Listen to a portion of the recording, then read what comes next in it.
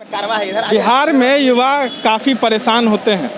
लगातार रोज़गार की मांग को लेकर तमाम युवाएं सड़कों पर बिहार का इतिहास हो गया है। एसटीटी के अभ्यर्थी अनिल जी हमारे साथ मौजूद हैं। कई दिनों से ये आंदोलन कर रहे हैं। हर एक तरह का आंदोलन इन्होंने किया, सरकार तक आवाज़ पहुंचाने की बात कही, लेकिन अब तक ना सरकार के कान में जू रेंग रही है और ना ही उनकी आवाज़ कोई सुन रहा है। अनिल जी, क्या हो रहा है आप लोग के साथ? ना सरकार सुन रही है, ना कुछ हो रहा है। सरकार सुनेगी। सबसे पहले ND 24x7 को तहे दिल से शुक्रिया महोदय कि आपने मेरा मुद्दा उठाया। सरकार सुनेगी। लोकतंत्र में जब सरकार यानी संवैधानिक पद पर बैठे हुए लोग असंवैधानिक काम करते हैं तो लोगों को आंदोलन करना चाहिए। अगर आंदोलन न करके अगर मैं गलत रास्ते पर चला जाऊं तो आप यही पत्रकार भाई बिहार के 12 करोड़ लोग हमें कहेंगे कि अनिल आपने आंदोलन क्यों नहीं किया था, आपको आंदोलन करना चाहिए था, हम आपके साथ देते। आज आपके चैनल के माध्यम से मैं बिहार के 12 करोड़ लोगों को, सारे पत्रकार बंधुओं को मैं ये आह्वान करना चाहता हूं कि सरकार ने संवैधानिक पद पे बैठे हुए लोग असंवैधानिक काम कर रहे हैं और इसलिए मैं अपनी आवाज़ को बुलंद कर रहा हूं। आप मेरे साथ आइए और सरकार पर दबाव बनाइए कि यहाँ पे नाइंसाफ़ी की बात नहीं होनी चाहिए। अनिल जी, युवा भविष्य है बिहार का, युवा ही आंदोलन करेंगे तो बिहार कौन चलाएगा? बिल्कुल, बहुत ही निंदनीय है। लेकिन क्या करे युवा?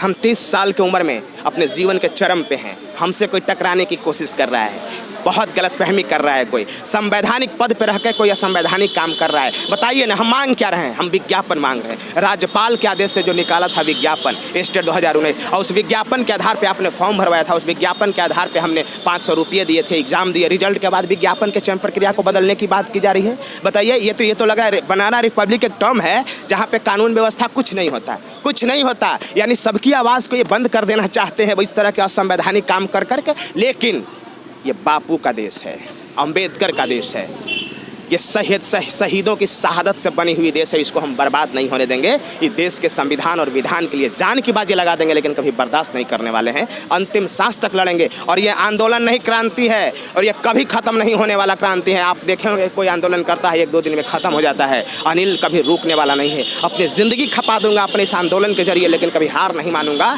और इन सरकार में बैठे हुए लोगों को इस स्थिति में पहुँचा दूंगा कि वो शर्म से मुँह दिखाने लायक नहीं रहेंगे रोड पर। अगर मेरी बात को नहीं माना गया तो अगला स्टेप मेरा आत्मदाह का है। आत्मदाह का परमिशन लगाने वाला हूं। आप लोग न्यूज़ चैनल में चलाइएगा और बताइएगा कि एक बिहार में NIT का पढ़ा हुआ ज़बरदस्त पढ़ा लिखा आदमी, मैं 5 तरह से अंग्रेजी बोलता हूं, जर्मन और फ्रेंच बोलता हूं, मैथ, साइंस और कंप्यूटर साइंस ज़बरदस्त 12 तक पढ़ाता हूं और BSc तक पढ़ाता हूं। अगर मेरे जैसा विद्वान शिक्षक अगर बिहार सरकार के सरकारी स्कूल में शिक्षक नहीं बनेगा तो वो बनेगा जिसको संडे और मंडे का स्पेलिंग नहीं आता।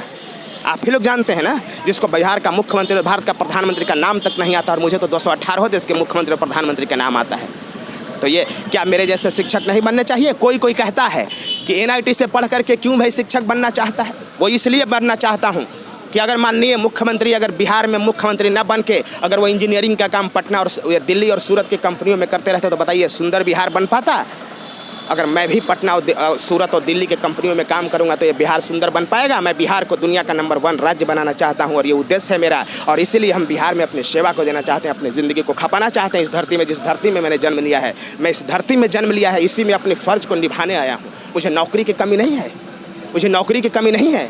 मैं नोएडा दिल्ली में नौकरी करता था, लेकिन मैं यहाँ पे आया हूँ, अपनी आवाज़ को मजबूती से रखूँगा और सरकार के समक्ष उसको मैं उसको मजबूर कर दूँगा कि आपने जो राज्यपाल के आदेश से विज्ञापन निकाला था उस विज्ञापन को मानना होगा। हम सच्चाई के रास्ते पर हैं महोदय, हम विज्ञापन के रास्ते पर हैं, हम संविधान के रास्ते पर हैं। संविधान के रास्ते। एक बात पूछेंगे, बिहार सरकार को आप बेहतर भी बता रहे हैं, लेकिन उसी सरकार के शिक्षा मंत्री को आप कह रहे हैं कि संविधान का उन्होंने उल्लंघन किया है, उन्होंने युवाओं का जो बात है उसको नहीं सुनने की बात कही है।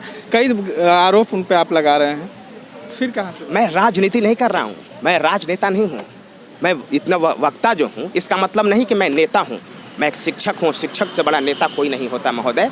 और मैं एक शिक्षक हूँ, अपनी बात को बेबाक तरीके से रख रहा हूँ। मैं ये कह रहा हूँ कि आपने जो विज्ञापन निकाला था उस विज्ञापन का पालन कराइए। अगर आप पालन नहीं कराएंगे ना तो फिर समझ लीजिएगा इसका अंजाम बहुत बुरा होगा, और हम कभी भी कंप्रोमाइज़ नहीं करने वाले हैं। आपको मेरे विज्ञापन को मानना ही होगा, इसके अलावा कोई दूसरा। मेरे साथ कुछ और युवा हैं, क्या हो रहा है? सरकार नहीं सुनेगी क्या आपकी बात? देखिए, जब तक नहीं सुनेगी हम तो आंदोलन करेंगे। ऐसे भी 26 अक्टूबर को आंदोलन के लिए आगाज़ कर दिए हैं।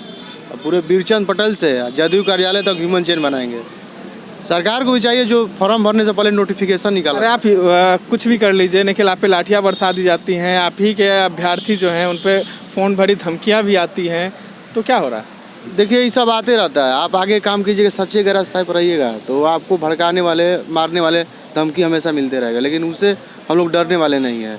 और 26 अक्टूबर को अब की बार बतला देंगे। जितने 30,675 मेरिट अभ्यर्थी हैं, एक बार पटना की धरती पर आकर सारे वो अपना ताकत दिखा देंगे। आप युवा हैं, युवा शिक्षक बनने जा रहे हैं, निखिल आप युवाओं को क्या संदेश देंगे बिहार के?